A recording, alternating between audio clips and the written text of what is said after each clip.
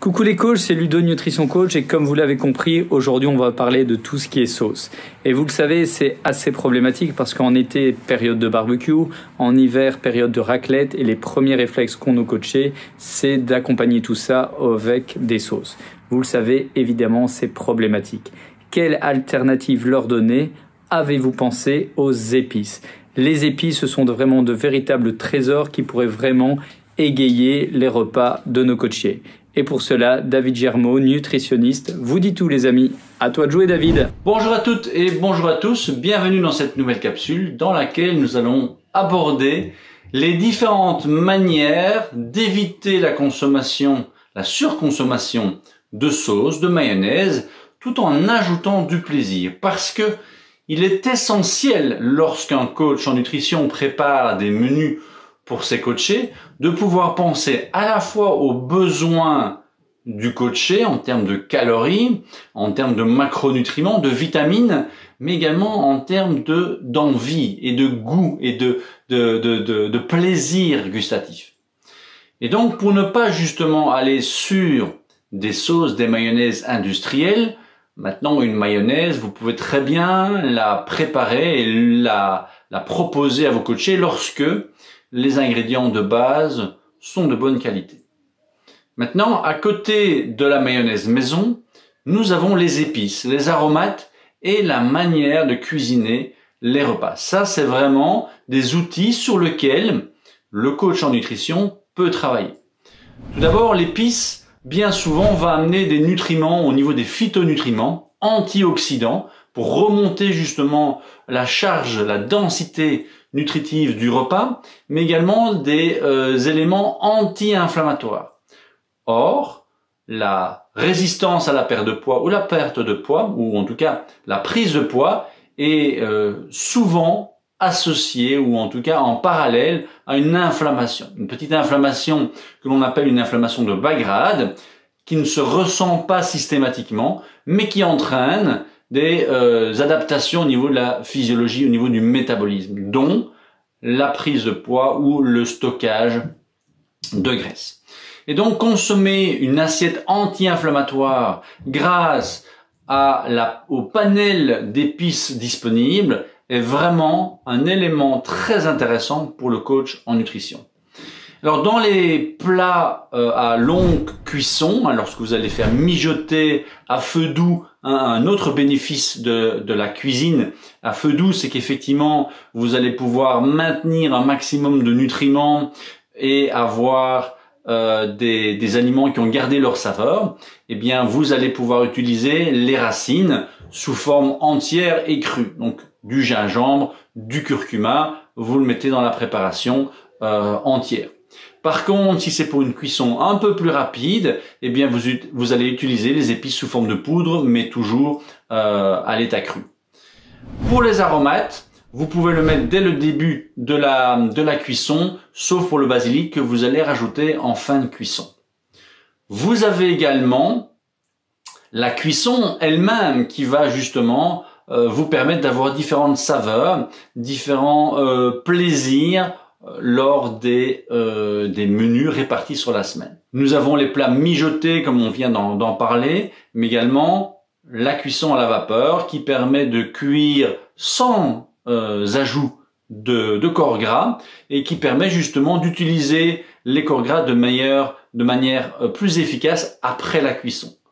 Parce que rappelez-vous, toutes les huiles ne peuvent pas se cuire ou se chauffer. L'huile de chanvre, l'huile de lin, toutes les huiles à dominance oméga 3 doivent être consommées crues lors d'un plat en salade ou après la cuisson. Pour les huiles de noix, les huiles de pépins de raisin riches en oméga 6, vous allez plutôt vous limiter à 110 degrés. Donc là, lorsque c'est mijoté, vous ne dépasserez pas les 110 degrés, vous pouvez utiliser ce type d'huile qui sont de toute manière souvent utilisées comme assaisonnement. L'huile de colza, personnellement, je n'en suis pas un grand fan parce que cette huile, effectivement, est fortement modifiée pour l'extraire.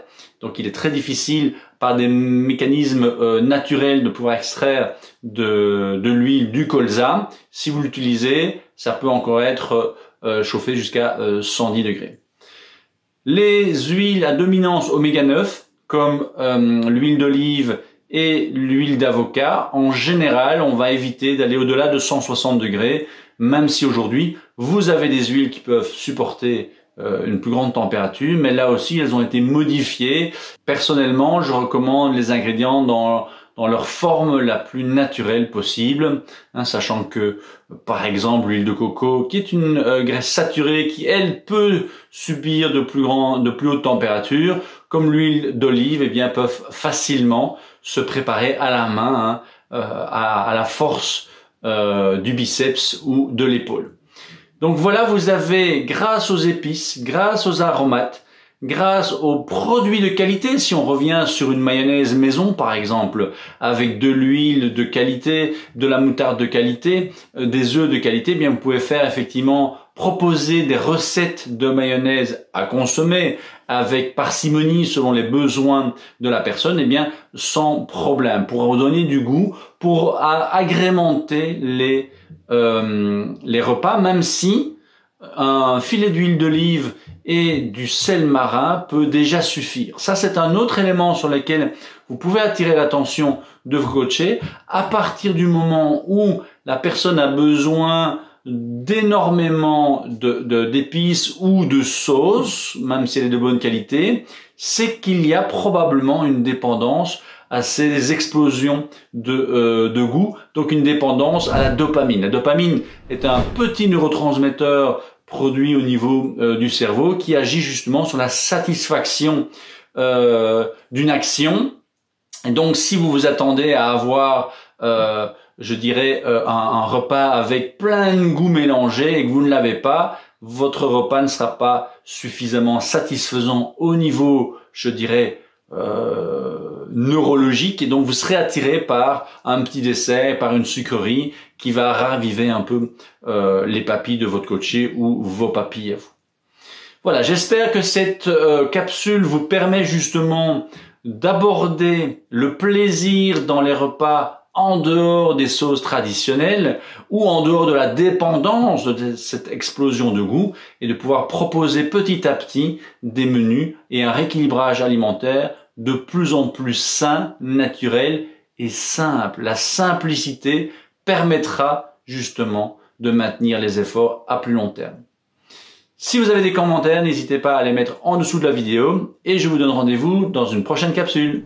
Un tout grand merci David pour ces nouvelles pépites sur les épices. Et alors un petit truc pour vous les coachs, pour partager avec vos coachés. Généralement, quand mes coachés ont encore du mal à boire, je leur conseille justement de bien épicer leur repas.